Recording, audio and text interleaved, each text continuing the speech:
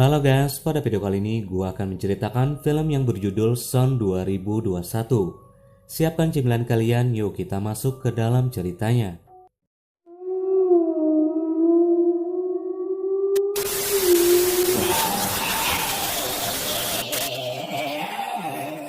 Suatu malam di sebuah restoran terlihat seorang wanita yang sedang dikejar-kejar dua orang pria misterius.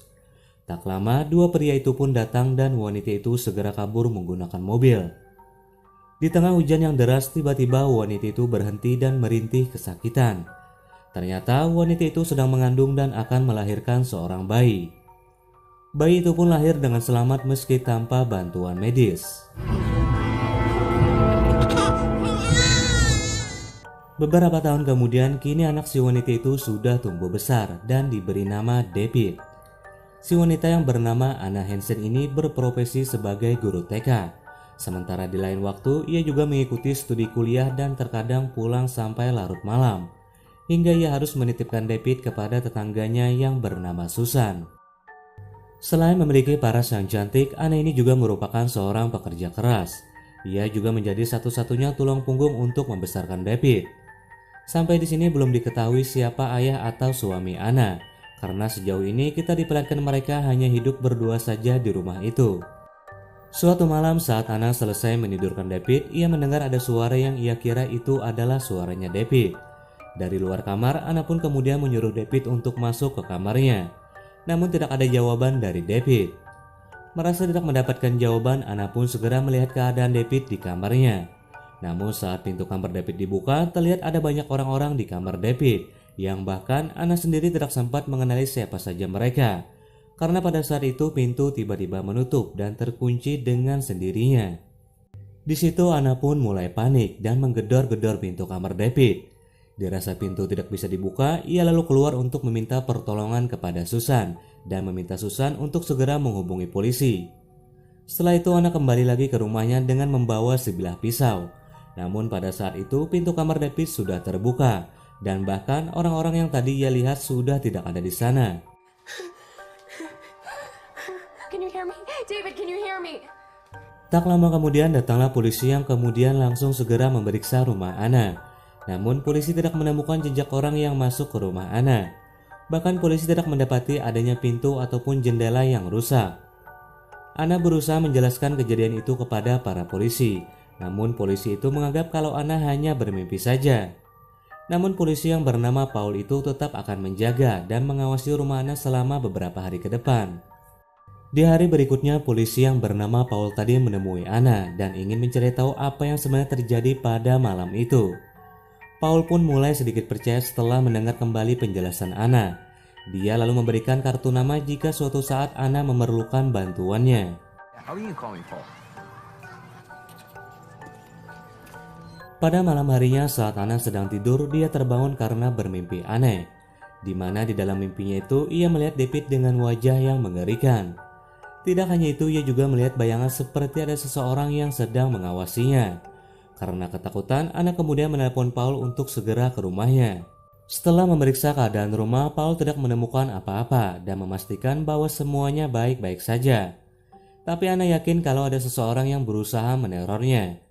Di tengah obrolan mereka, tiba-tiba David keluar dari kamarnya dan memuntahkan darah yang cukup banyak. Mereka pun dengan segera membawa David ke rumah sakit. Saat diperiksa, terdapat banyak sekali memar di tubuh David. Dan tiba-tiba David memberontak seperti orang kerasukan.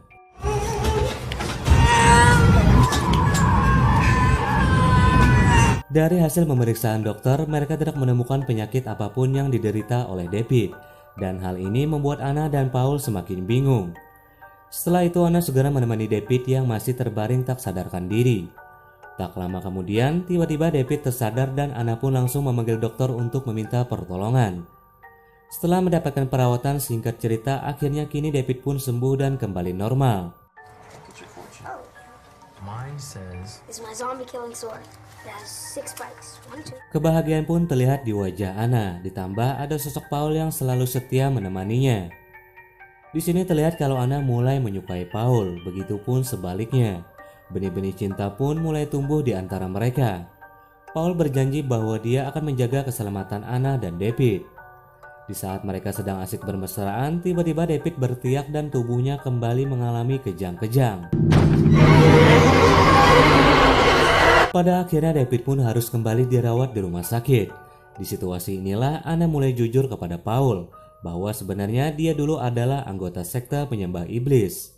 Namun ia kabur dari sekte tersebut 8 tahun yang lalu. Anna yakin orang-orang yang berada di kamar David adalah orang-orang yang datang dari sekte tersebut. Tengah malamnya saat sedang menjaga David, Anna mendengar pembicaraan dokter kepada penjaga dan suster. Dalam pembicaraan itu, mereka mengatakan ada 2 orang yang sudah menunggu dan akan menjemput Anna dan David. Anna yang curiga langsung melihat jendela rumah sakit itu. Dan benar saja terlihat 2 orang pria yang dulu mengejarnya saat hamil. Anna pun langsung bergegas dan membawa David keluar dari rumah sakit itu.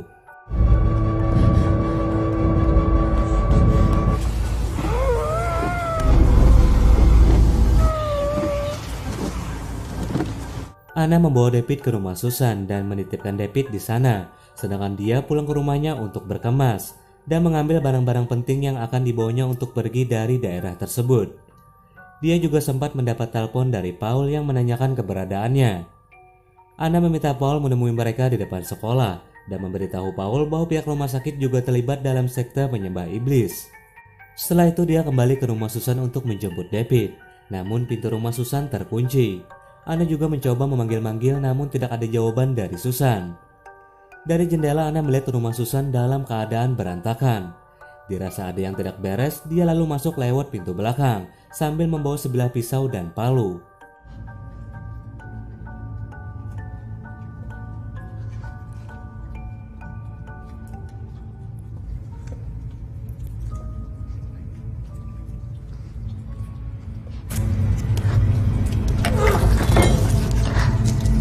Betapa terkejutnya dia ketika melihat David sedang menggerogoti tubuh Susan.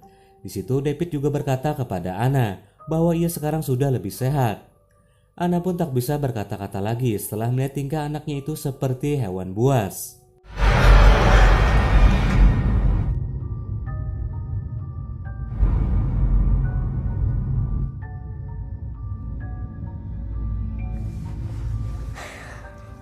Oh, so warm.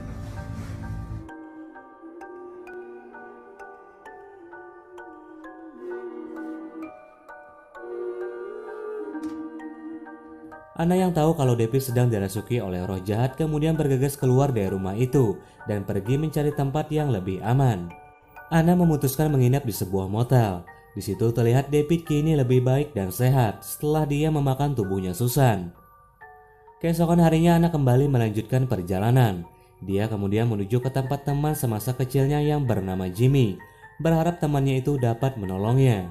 Kematian Susan pun diketahui polisi dan Paul. Di rumah sakit, temannya memperlihatkan sebuah berkas tentang Anna Hansen dan sekte yang Anna ikuti. Di berkas itu juga diketahui bahwa Anna sempat dirawat di rumah sakit jiwa 8 tahun yang lalu. Paul meyakinkan temannya bahwa semua ini bukan perbuatan Anna, tapi ulah sekte tersebut. Paul kemudian meminta temannya untuk segera mencari keberadaan Anna. Setelah itu, Paul mendatangi rumah sakit jiwa di mana Anna dulu dirawat. Dia ingin menemui dokter yang bernama Bradel, dokter yang merawat Anna dulu. Namun dokter tersebut ternyata sudah lama pensiun. Beruntungnya Paul mendapat alamat dokter tersebut dan Paul pun langsung menemui dokter itu di rumahnya. Dokter Bradel menceritakan tentang Anna bahwa Anna dulu mengalami pelecehan yang sangat mengerikan, sehingga ia memutuskan untuk kabur dari sekte tersebut. Dokter juga mengatakan bahwa Anna mengalami trauma yang sangat berat yang membuat dia sering berhalusinasi. Di sisi lain, setelah melakukan perjalanan yang cukup jauh, akhirnya Anna pun sampai di rumah Jimmy. Diketahui bahwa Jimmy juga ikut dalam anggota sekte tersebut. Namun keadaan Jimmy sekarang sudah mulai sakit-sakitan karena terlalu banyak mengkonsumsi obat-obatan. Anna kemudian mencari petunjuk dari Jimmy untuk menghentikan dan terhindar dari teror sekte tersebut. Jimmy lalu menjelaskan kejadian yang sebenarnya, bahwa Anna merupakan korban perbuatan ayahnya. Ayah Anna melakukan ritual khusus untuk persembahan para iblis. Dia pun dengan tega mempersembahkan Anna untuk pemuas nafsu iblis, sehingga Anna pun hamil dan melahirkan David. Di tengah pembicaraan mereka, tiba-tiba David mengeluhkan kulitnya terasa sakit sekali. Mengetahui David akan kambuh lagi, Anna segera membawanya ke motel terdekat. Di sana dia sempat digoda pria hidung belang, tapi Anna tidak memperdulikannya. David meminta Anna untuk mencarikan makanan karena perutnya terasa lapar sekali. It hurts so bad, I'm gonna die. God, it hurts. You don't need the food. I did that fucking food, you bitch.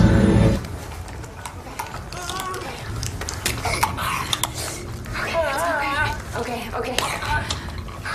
Hey.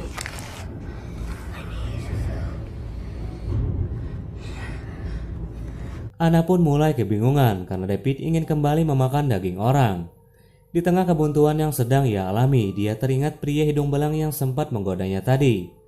Anna lalu menghampirinya dan menawarkan diri untuk tidur bareng bersamanya. Tanpa pikir panjang, pria itu pun langsung saja menerima ajakan Anna, dan kemudian terjadilah hal yang tidak diinginkan. Di situ terlihat David seperti layaknya zombie yang sedang kelaparan. Beberapa saat kemudian David pun sudah kembali normal dan seperti anak-anak pada umumnya yang setelah makan lalu menonton film kesayangannya. Setelah itu Anna kemudian membersihkan sisa tubuh pria itu yang telah dimakan oleh David lalu membuangnya. Keesokan harinya setelah mendapat info bahwa Anna sedang berada di rumah teman lamanya, Paul dan teman polisi lainnya langsung mendatangi tempat tersebut. Namun sesampainya di sana mereka mendapati pemandangan yang mengerikan, di mana Jimmy telah tewas dengan menggenaskan. Di sisi lain, Anna pergi membawa David ke sebuah rumah, di mana rumah itu adalah tempat ayahnya dan Anna melakukan ritual. Di situ Anna mendapati rumahnya itu sudah tak berpenghuni lagi. Ternyata tujuan Anna ke sana adalah ingin memanggil iblis yang telah memperkosanya.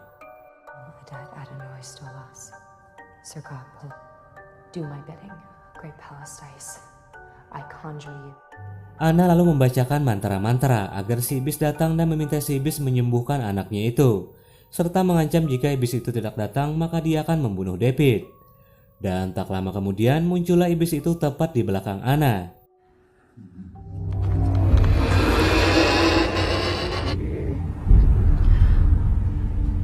Command you appear before me. By Astaroth, your prince, by your master Lucifer, by all the kings.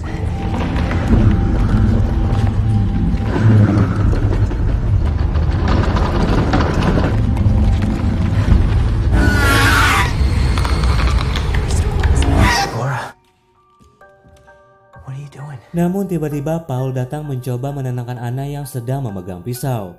Jelas kedatangan Paul bersama teman polisinya itu mengganggu ritual Anna yang membuat iblis itu pergi. Karena sudah terlambat, kini Anna memutuskan untuk membunuh David yang tak lain adalah anaknya sendiri. Saat akan menusukkan pisau ke David, tiba-tiba Anna langsung ditembak oleh Paul tepat di kepalanya yang membuat Anna meninggal dunia. Please, Romy, wake up. Please, wake up. Setelah kejadian itu, kita diperlihatkan David yang pada saat itu sedang terbaring di rumah sakit bersama Paul yang akan menjaganya. Ternyata kebaikan Paul dan pendekatan Paul kepada Anna selama ini mempunyai maksud tertentu. Diketahui bahwa Paul sendiri adalah budak penyembah iblis. Tak hanya itu, Paul juga mempertemukan David dengan iblis yang menyetubuhi Anna, yang tak lain adalah ayah David sendiri.